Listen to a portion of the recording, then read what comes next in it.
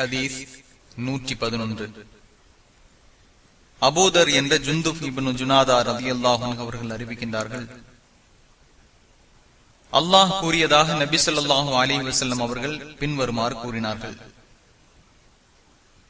என் அடியார்களே, நான் நேர் வழி காட்டியவரை தவிர நீங்கள் அனைவரும் வழிகேடர்களே.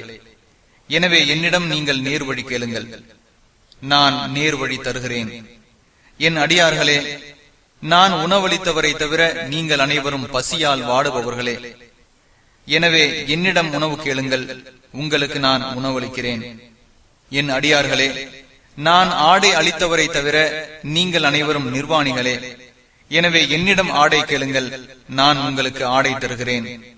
என் அடியார்களே, இரவிலும் பகலிலும் நீங்கள் தவறு செய்கிறீர்கள், நானே பாவங்கள் அனைத்தையும் மன்னிப்பேன்.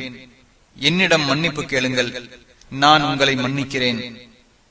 என் அடியார்களே, நீங்கள் எனக்கு தீங்கு செய்துவிட முடியாது, நீங்கள் எனக்கு நன்மை செய்துவிடவும் முடியாது. என் அடியார்களே, உங்களில் முதன்மையானவர், உங்களில் இறுதியானவர், உங்களில் மனிதர்கள், உங்களில் ஜின்கள் ஆகிய உங்களில் ஒரே ஒருவரின் இதயத்தில் இறையச்சம் இருந்தாலும் அது என் நிர்வாகத்தில் எதையும் அதிகப்படுத்திவிடாது. என் அடியார்களே, உங்களில் முதன்மையானவரும், உங்களில் இறுதியானவரும், உங்களில் மனிதரும், உங்களில் ஜின்களும் ஆகிய உங்களில் ஒரே ஒருவரின் இதயம் அதிக குற்றம் நிறைந்ததாக இருந்தாலும் அது என் நிர்வாகத்தில் எதையும் குறைத்து விடாது.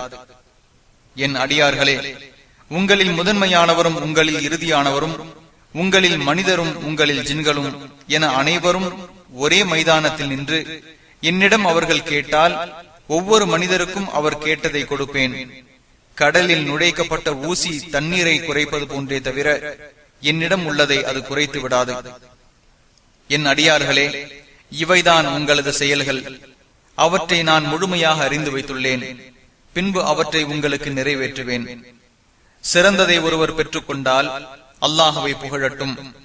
இது அல்லாததை பெற்றுக் கொண்டால் அவர் தன்னையே தவிர வேறு எவரையும் பழித்திட வேண்டாம். முஸ்லிம் 2577.